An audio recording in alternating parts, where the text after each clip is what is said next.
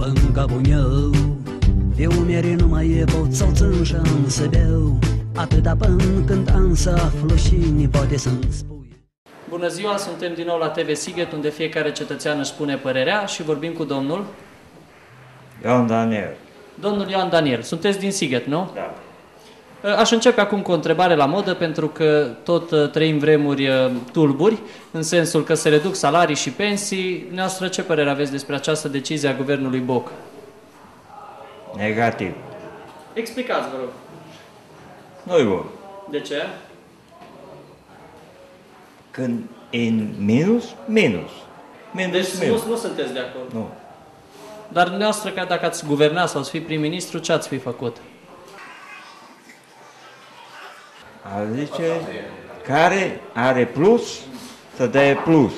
Care are minus, să lăsă pe sărac cu minus. Noastră sunteți pensionar sau Nu. sunteți angajat? Nu. Dar cu ce vă ocupați? Cu dietate. Să auzim.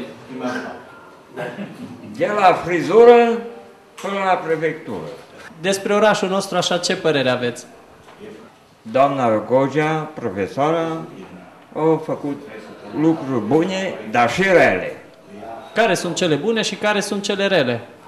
A asfaltat strada, o bordurat-o, cele rele, canalizări, apă și alte minuni.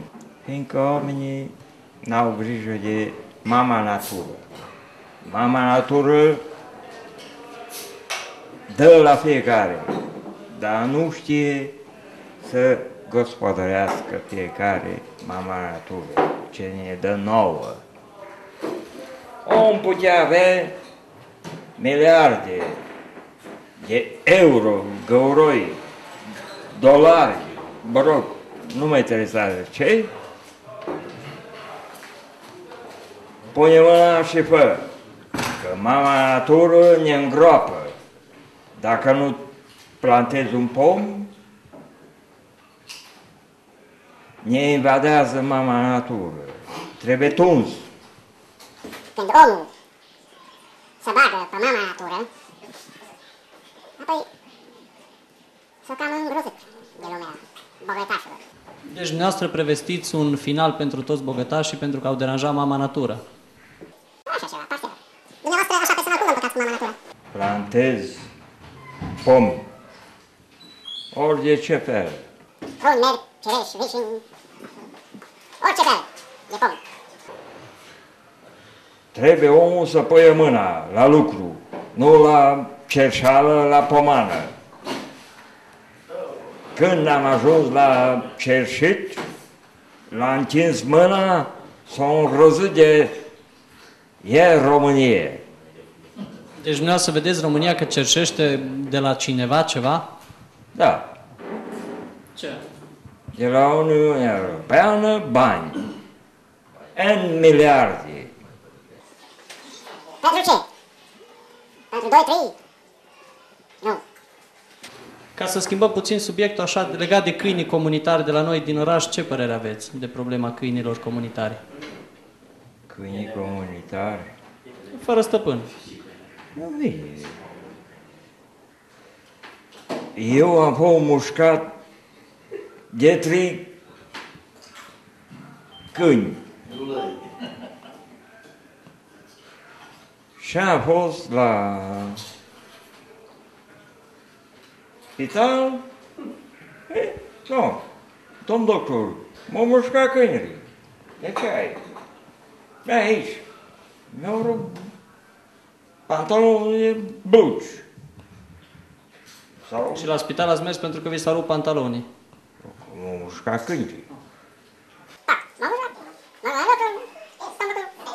Asta e. Ce mai e? A dat diferența. Ce diferență? Ce diferență să vedea la spital? Mușcătura de câini?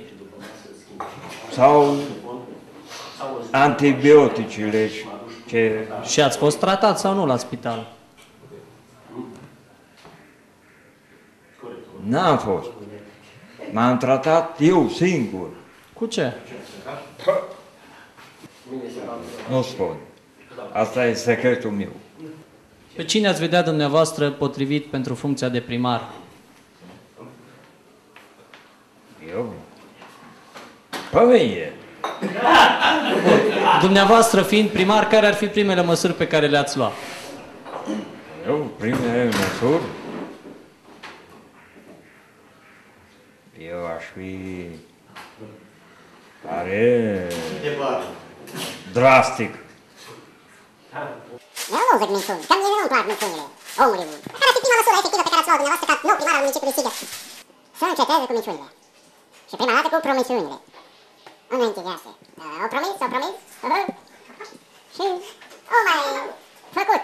Legat de sport, la nivel local, ce părere aveți? Avem sport în Sighet? Nu avem?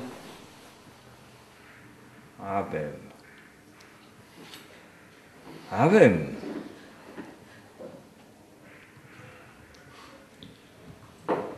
Și aici sighetenii ar trebui voleiul.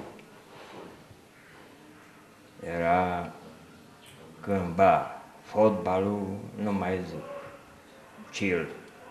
Mai avem sport acum sau nu prea? Nu prea. Nu.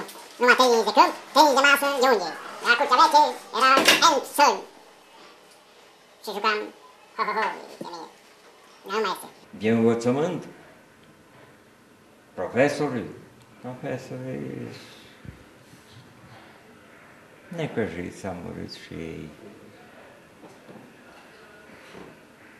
Trag zilele pe una pe alta, dar pensionarii mai rău. Profesorii, nu? 25? Bugetar? Pensionarii 15? Nu? Aici e o gândire greșită. Pentru 25% pentru bugetari și pentru pensionari 15%. Da, ați înțeles. Ce părere aveți că se va întâmpla cu asta? Un rău nu necesar. Necesar. Un rău nenecesar. Necesar. Păi ce? Pe țărișoara asta noastră. Primarii, tățâie, 25% bugetari. Omului, eu spun, evaziunea fiscală. Ai mai. Ai, hiba, buba. Evaziunea fiscală, că nu că pensionarii săracul. Își duce traiul pe astăzi, pe mâine. Deci să înțeleg că dumneavoastră nu sunteți de acord ca pensionarii și bugetarii să plătească prețul crizei. Dar bineînțeles că nu sunt de acord. Păi am ajuns în Uniunea Europeană să cerșim noi. Pentru 20 de miliarde de euro, de verzi. Hai să fim serioși. Pământul românesc, oricând o dat. Și l-a plătit și pe dușman. Și dușmanul și-a luat porția lui. Dar până când și până unde? Omule, eu pun mâna pe inimă și îți dau inima din mine. Dar nu mă beli. La sighetenii mei? Da. Multă sănătate! Să puteți duce nu pe față, ci pe spate. Asta e urarea mea la sigheteni.